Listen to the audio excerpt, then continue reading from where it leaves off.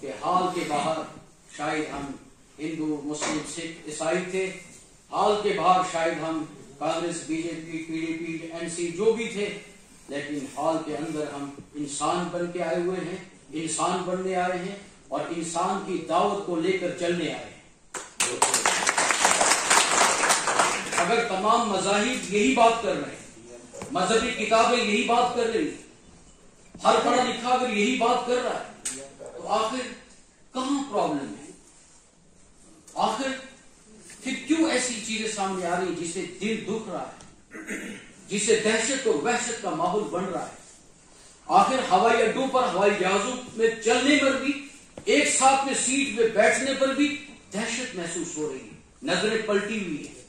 ٹرینوں میں، ریلوے اسٹیشنوں میں بھی وہ نظریں 10 سال پہلے جو تھی وہ آج بھی دکھ رہی ہے۔ بس اڈوں پر بھی آپ جائیے، وہاں بھی وہ سارا ماحول ہی بدلا ہوا ہے۔ اس کی وجہ کیا ہے؟ حضور اکرم صلی اللہ علیہ وسلم نے ارشاد فرمایا کہ دیکھو کلکم راع وکلکم مسئول عن رعیتہ، کہ دیکھو تم میں کا ہر ایک ذمہ دار ہے اور ہر ایک ذمہ دار سے اس کی ذمہ داری کے تعلق سے پوچھو۔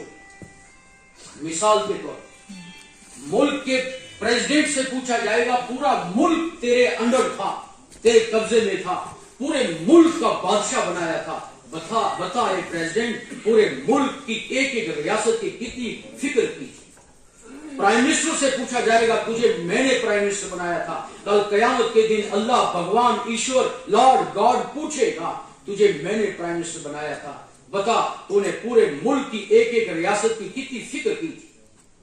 اور نیچے آئیے، ریاستوں کے چیف منسٹر سے پوچھا جائے گا، پوری ریاست تیرے کنٹرول اور قبضے میں دی گئی تھی، تجھے چنا گیا تھا، تیرا انتخاب ہوا تھا، بتائے وزیر اعلیٰ چیف منسٹر تو نے پورے ڈسٹرکٹ کے ایک ایک پوری ریاست کے ایک ایک ڈسٹرکٹ کے ایک ایک کونے اور سرحد کی کتنی فکریں کی تھی۔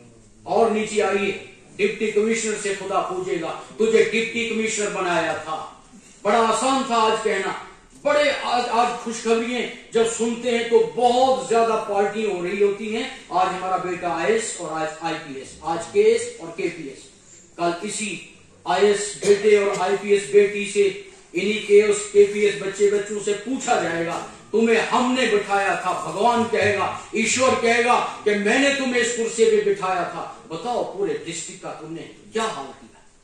ڈسٹرکٹ کے ایک ایک انسان، ایک ایک غریب، ایک ایک مزدور، ایک ایک بیوہ یتیم بچے کا بتاؤ کیا تم نے اس کا حق ادا کیا یا نہیں کیا؟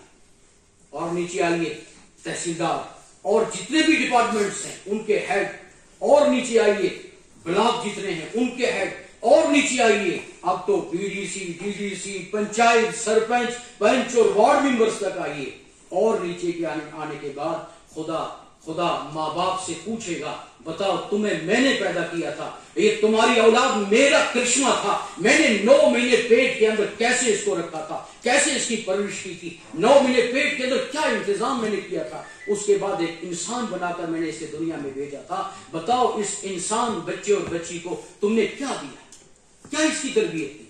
اور اتنا ہی نہیں، بات یہاں ختم نہیں ہوگی ذمہ داریوں کی، محلے اور بستیوں کی مسجدوں کے اماموں سے، مندروں کے گروز سے، اور چرچ کے فادر سے، پادریوں سے، اور اس کے بعد گردوارے کے گرو سے پوچھا جائے گا، بتاؤ کہ تم دھرم گرو تھے، لوگ تم پر اعتماد کرتے تھے، لوگ تمہارا احترام کرتے تھے، بتاؤ تم نے اپنے مذہب کے ماننے والے ایک ایک انسان تک کیا اس کا حق ادا کیا یا نہیں کیا؟ کہ مذہب تمہارے کاروبار کے بارے میں کیا کہتا ہے، مذہب آمدن اور خرچ کے بارے میں کیا کہتا ہے، مذہب اولاد کی تعلیم کے بارے میں کیا کہتا ہے، مذہب اس دنیا کے بارے میں کیا کہتا ہے، مذہب اس دنیا کی زندگی کا کیا سکھاتا ہے کہ کب تک یہ زندگی، کب تک جیے گا انسان، کتنا کمائے گا انسان، کتنا یہ زندہ رہ پائے گا انسان، آخر تو مر جانا ہے، یہ چھوٹی سی تو زندگی ہے نا۔ تو اس چھوٹی سی زندگی میں اگر ہم نے اپنی ذمہ داریوں کو نہیں سمجھا اور اپنے جو حقوق ہمارے اوپر ہے اسے نہیں سمجھا، یاد رکھیے گا تو کل قیامت کے دن خدا کا سامنا ہونا ہے، اور قرآن کا اعلان ہے، دوسری مذہبی کتابیں بھی اس کی شہادت دیتی ہیں کہ کل قیامت کے دن ان بطش ربک لشدید، کہ تمہارا رب بڑا سخت ہے، وہ پکڑ کرے گا، وہ ایک ایک کو پوچھے گا کہ میں نے تمہیں دنیا میں بھیجا تھا، بتاؤ تم نے دنیا میں جا کے لوگوں کیا کیا۔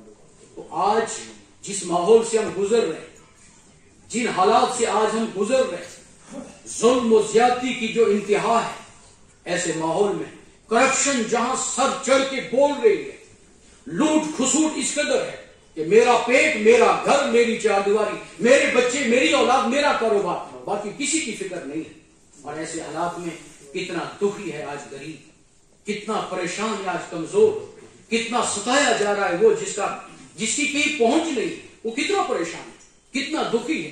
اور دل کا دکھی ہونا، یاد رکھیے گا، یہ کوئی معمولی بات نہیں ہے۔ ٹہا دے مندر، ٹہا دے مسجد، ٹہا دے جو کچھ کہنا، پر ایک بندے دا دل نہ راوی، رب دلوں میں رہتا، رب دلوں میں بیٹھا، رب دلوں میں، بھگوان ایشور دلوں میں بیٹھا ہوا ہے۔ تو اس لارڈ اور گاڈ کو ہم ناراض کیوں کر رہے ہیں؟ تھوڑی سی خدا کی ناراضگی نے پورے ملک کو، پوری دنیا کو ہلا کے رکھ دیا۔ کیسی دہشت کی زندگی، کتنی موتیں ہو گئی، کتنے حادثات آئے دن ہوتے ہیں، کیسے ایکسیڈنٹ ہو رہے، ہمیں احساس نہیں ہوتا۔ آپ یقین جانیے، 3 مہینے پہلے کورونا چل رہا تھا اور بڑی سختیاں بھی تھی۔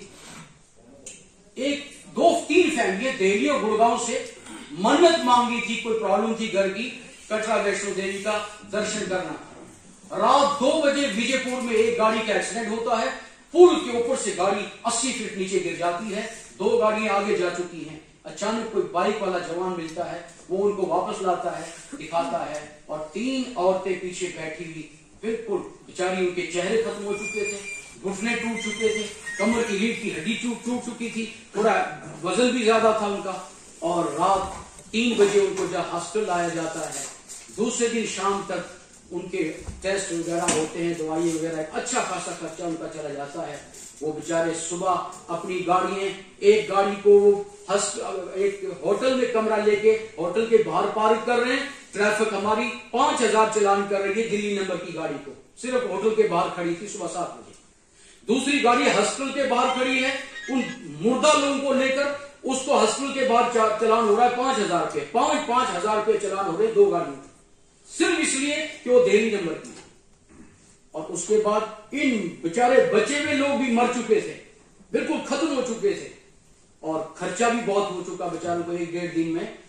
اور اس کے بعد انہوں نے چلایا، میڈیا کہیں سے پہنچا اور ایک آواز لگائی کہ اب ہم واپس گھر جانا چاہتے ہیں، لٹ گئے ہیں، ہمیں کوئی دیکھنے والا بھی نہیں، کوئی پوچھنے والا نہیں، کیونکہ وہ باہر کے تھے اور یہاں کوئی رشتہ دار نہیں تھا ان کا، کیونکہ ہندو تھے، نہ ان کو مسلمان جانتا ہے، نہ کوئی ہندو جانتا، نہ سکھ عیسائی جانتا ہے۔ ہمیں تو یہ کہ میرا ہوگا تب تو میں اٹھا پاؤں گا، ورنہ میرا نہیں ہے، اس لیے مجھے کوئی پرابلم نہیں۔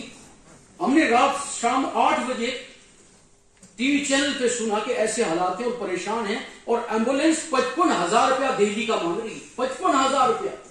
اور یہ ایمبولینس کون سی ہے؟ یہ این جی اوز کی ایمبولینس ہے جو 50,000 روپیہ مانگ رہی ہے۔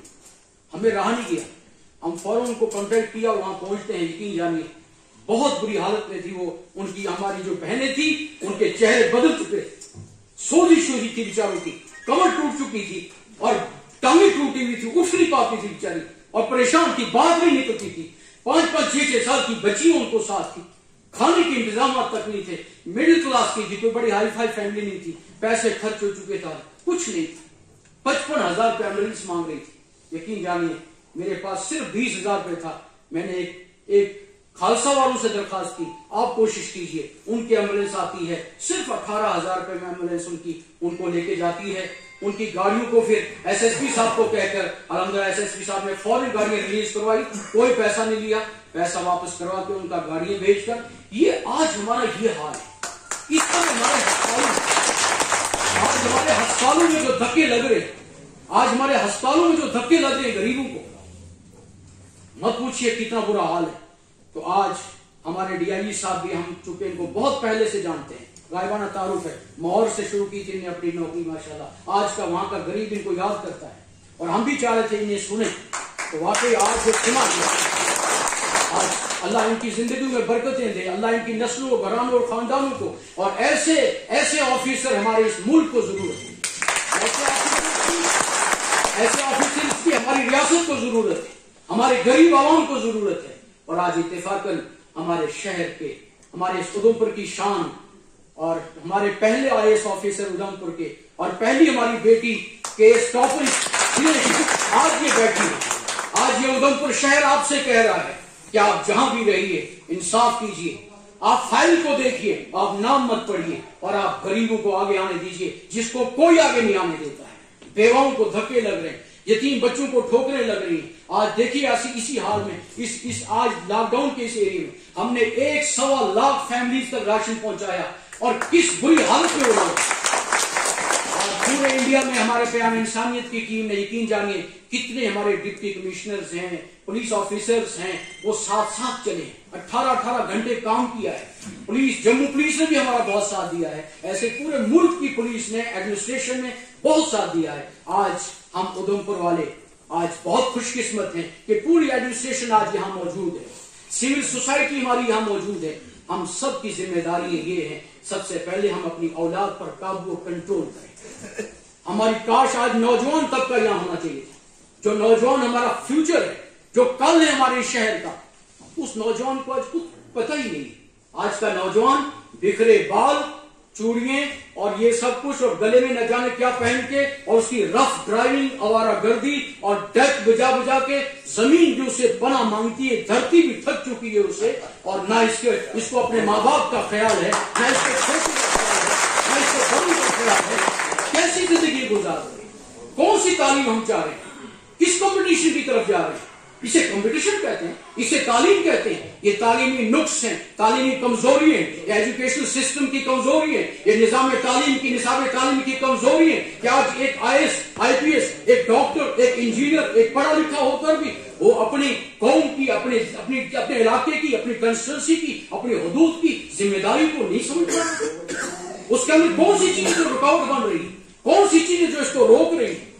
کسی چیز کو آج تلاش کرنے کے لیے آج کہا جا رہا ہے کہ انسان, پہلے انسان بن, پھر ہندو, مسلم, سکھ, عیسائی بن. پہلے انسان جب بنیں گے, انسانیت جب آئے گی تو آنکھیں صحیح دیکھیں گی, کان صحیح سننے کے عادی ہوں گے, زبان صحیح حق بات بولے گی, پاؤں صحیح کام پر چلیں گے. ورنہ کیا ادھمپور میں اتنے ہی لوگ تھے؟ 200 آدمی, 200 نہیں تھے. ادھمپور میں ہزاروں کی آبادی تھی, ہزاروں کے لوگ پڑے ہیں. لیکن ہماری آج ہم بزی کیوں ہے؟ آج ساڑھے بیاہ ہے, بیاہ بھی فرصت نہیں ہے. یہ کون سی تعلیم ہے کہ شادیوں میں اتنا ٹائم ویسٹ, 10 دن, 15 دن, 20 دن شادیوں میں ٹائم ویسٹ ہو رہا ہے. لوگ فاقے سے ہیں. ہماری 450-500 بیوائیں یہاں ویڈوز فاقے سے ہیں. وہ اپنے بچوں کی اسکول کی فیس نہیں دے پا رہی ہیں. 7 لاکھ ریاست کا یتیم بچہ ہے, اس کو چپل جوتا پہننے کے لیے نہیں ہے, اس کے اسکول یونیفارم نہیں ہے, اسکول کی بکس اس کے لیے نہیں, اسکول فیس نہیں دے پا رہا ہے, ٹیوشن فیس نہیں وہ دے پا رہا ہے. ہم شادی کر رہے ہیں. ہم اپنے دھرم گروز, ہمارے بزرگوں سے, بڑوں سے بھی درخواست کریں گے, آپ ایسی شادی سے کا بائیکاٹ کیجیے. ہم بھی کر رہے کوشش, ایسی شادی نہیں پڑھیں گے, ایسا نکاح نہیں پڑھیں گے. چرچ نے تو پھر بھی دم رکھا ہے کہ پوپ کے پاس آپ کو شادی کے لیے آنا ہی پڑے گا. لیکن رہا مسجد کا مسئلہ, رہا گردوارے کا مسئلہ, رہا مندروں کا مسئلہ, ہم تو خود ان کے گھروں پہ پہنچ چکے ہیں. مندر, مسجد, گردواروں کو وہی چھوڑ دیا ہم نے. چرچ میں دم ہے ابھی کہ پوپ کے پاس آ کے ہی شادی ہونی ہے, اور باقی ہم تو گھروں پہ پہنچتے ہیں. 100 روپیہ 200 روپیہ نکاح پڑھانے کے لیے, شادی بنانے کے لیے گھروں پہ پہنچ رہے ہیں. تو ہم سب سے پہلے شادی پر پابندیاں لگائیں. ہماری شادیاں سادگی سے ہوں, بہت سادگی سے ہوں. بہت ہو گیا کھانا پینا, بہت ہو گئی دکھاوا. آج جو بڑھتی کمر توڑ مہنگائی ہے وہ کیوں ہے؟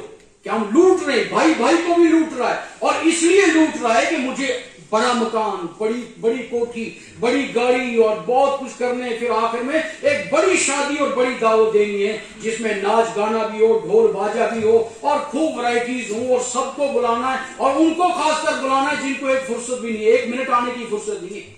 DIG صاحب کو سارا ادھمپور کاٹ دے گا, لیکن یہاں کی کسی غریب بیوہ کو جس کا ایک ٹائم کا گزارا ہو جائے اسے کوئی نہیں بلائے.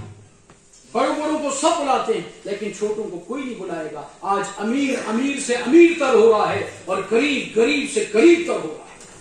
تو ایک تو اولاد کی تعلیم و تربیت, فضول خرچی سے بچیں, شادیاں سادگی سے کریں, کم خرچے کریں, پیسہ بچا کے اپنی سوسائٹی کو دیکھیں. یہ سول سوسائٹیز کی بھی ذمہ داری ہے, یہ تعلیم یافتہ پڑھے لکھے طبقے کی ذمہ داری ہے, یہ نوجوانوں کی بھی ذمہ داری ہے کہ وہ اس چیز پہ بہت زیادہ غور و فکر کریں. اور اس کے ساتھ ساتھ پانی کے تباہ کاری کو بچائیں. پانی آج بہت کم ہو رہا ہے, پانی کی قلت ہے, شارٹیج ہے پانی کی اس وقت. اور محکمہ موسمیات کا کہنا ہے اگر ایشیائی ملکوں میں پانی پر اور پیڑ پودے لگانے کا کام شروع نہیں کیا گیا، پانی کو فضول بہانے سے بچایا نہیں گیا، آئندہ آنے والے جو سال ہیں وہ شدید سخت گرمی کے سال ہوں گے اور قحط سالی کے سال ہوں گے۔ ایک تو اپنی اولاد پہ کنٹرول، شادی بیاہ سستے کریں، مرنے جینے کے موقع پر جو رسم و رواج ہیں ان کو کم کریں، اس کے بعد پانی کا استعمال کم کریں۔ پڑھے لکھے، سائنس پڑھا لکھا جب صبح اٹھتا ہے، سائنس کا پروفیسر کھڑا اٹھتا ہے، اسٹوڈنٹ کھڑا ہوتا ہے، واش بیسن پہ 10 منٹ اونگتا رہتا ہے، برش کرتا ہے اور پانی بہہ رہا ہوتا ہے۔ کتنا ویسٹیج آف واٹر ہے، کتنا پانی تباہ ہو رہا ہے اسے۔ ہم یہ نہ سوچیں کہ نالے اور ندیاں جو بہ رہی ہیں بیکار بہ رہی ہیں، نہیں، اللہ کہہ رہا ہے کہ جو پانی بہ رہا ہے یہ فضول نہیں بہ رہا ہے، یہ کسی نہ کسی مخلوق کے لیے اس پانی کو میں بہا رہا ہوں، نہ جانے کس بے زبان مخلوق کے لیے پانی بہ رہا ہے۔ پانی کو ہم بچائیں۔ پیڑ پودے کا جو کٹاؤ اس وقت ہے، بہت بے تحاشا پیڑ کاٹے جا رہے ہیں، ہم سارے کوشش کریں جہاں بھی ہیں زیادہ سے زیادہ پیڑ لگائیں۔ یہ سیزن شروع ہے آج کل پیڑ لگانے کا، الحمدللہ ہم نے 20 لاکھ پیڑ اس 2 سال میں لگایا۔ پچھلے سالوں سے ہم 50 لاکھ کے قریب پہنچ چکے ہیں، اور ہمارے دوست بہت سارے، ہمارے بہت ہی قریب شرما صاحب ہمارے دوست ہیں، وہ ٹیچر ہیں اور اپنے خرچے پر نرسری تیار کی ہے نوشہرہ رجوری میں ہائی وے پر، اور کم سے کم 1 کروڑ کے قریب وہ پیڑ لگوا چکے ہیں۔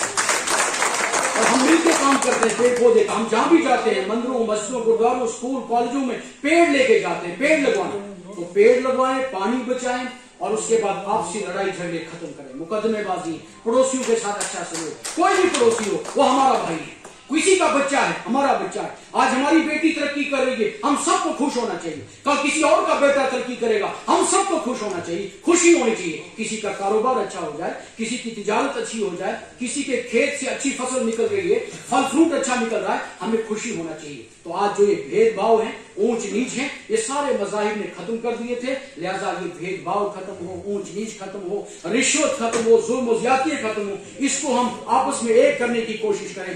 آخر میں اللہ سے دعا ہے اللہ تعالیٰ آج کے اس پروگرام کو قبول فرمائے، ہمارے آنے کو قبول فرمائے، اور آج ہم سب پر اللہ کی طرف سے رحمتیں برسیں، اور آج یہ شہر بھی آباد ہو، ریاست اور ملک بھی آباد ہو۔ وآخر دعوانا الحمدللہ۔